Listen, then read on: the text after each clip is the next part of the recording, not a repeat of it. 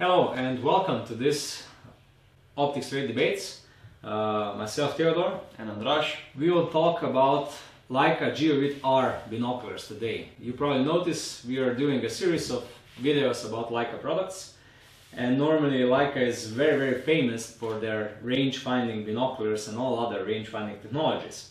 So Andrash, if we start, how did everything start with Leica and range-finding products? Yeah, so Leica first introduced the first range finding binoculars for the civil market in 1992, but these were the other type of Geovid.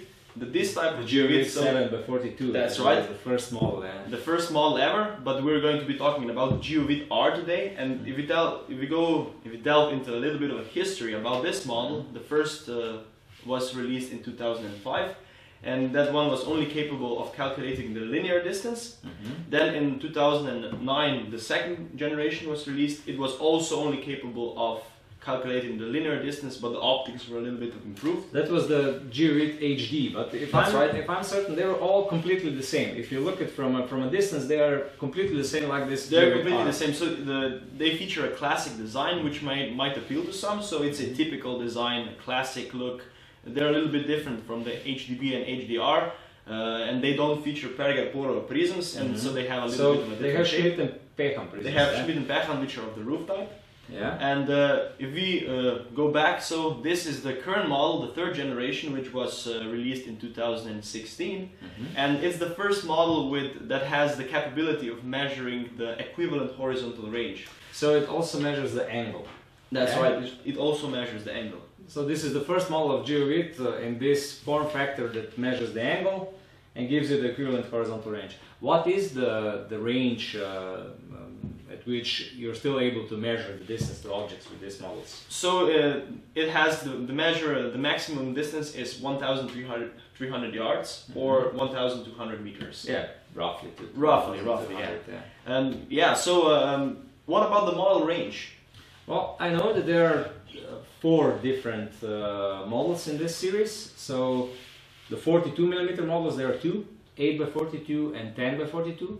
And then the 56mm model, there are again 2, 8x56, and what is really funny, 15x56. This is very unusual for very high magnification. I think it's better to use it on a tripod, because 15 magnification is really high. And in form factor you can see them here. This is the 56mm model, this is the 42mm model. The interesting part is that the 56 is not that big. It's not like too big or too heavy or anything like that. Handy. It's quite handy. They all feature the optic compensation on both eyes, so that on one eye you do the optic compensation for the image, on the other side you do the optic compensation so that you're able to see the display well. It's marked with a white line on the optic compensation where you try to adjust the image, and red where you're adjusting the display, how you see the display, which gives you the reading of the measurement. Apart from that, they have twist up eye cups with I think 3 or 4 different settings, and they're very decent. I would say what is more important than that is that they are quite affordable. Yes, I think that 1,850 euros.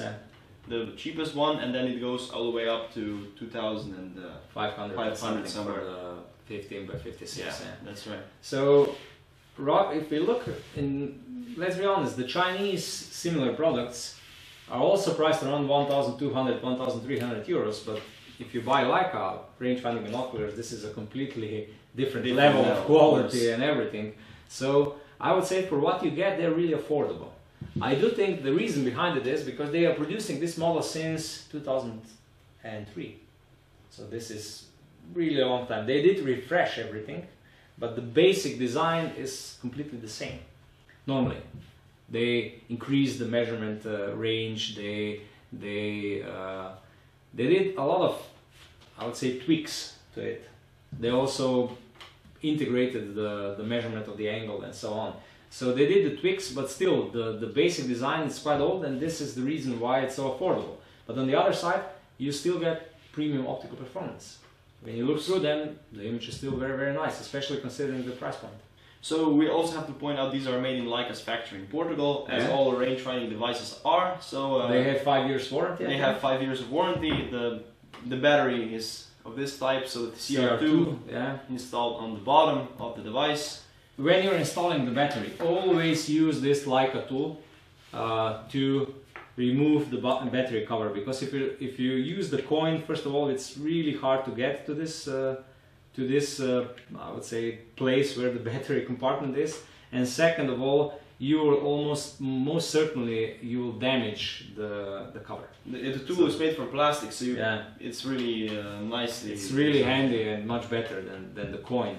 With the binoculars, you're getting a bag, a carrying strap, rain covers, the manual, the certificate that the product was checked before it left the factory with the signature of who checked it. This is also very nice. And also this booklet containing all the accessories that Leica makes. We all know that there are quite a few accessories to choose from.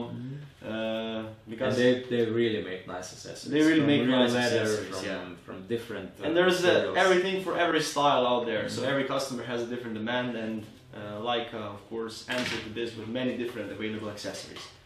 Yeah, I think we covered most of the grounds. To point just one thing out, when you're buying Leica range-finding binoculars, you're buying from the, I would say, from the leader of the market leader, because they are the pioneers of this technology. In '92 they were the first who did this, and also they have the widest range of range-finding products on the market at the moment. So they are the company which really knows how to make these products. So I think this is a really good argument when you are deciding which range-finding binoculars to buy. Thank you for watching. If you forgot anything, please use comment section below. Just write anything in it. We will try to reply it as fast as possible. If you like the video, please subscribe. If anything else is not clear, send us an email. Thank you. Bye bye.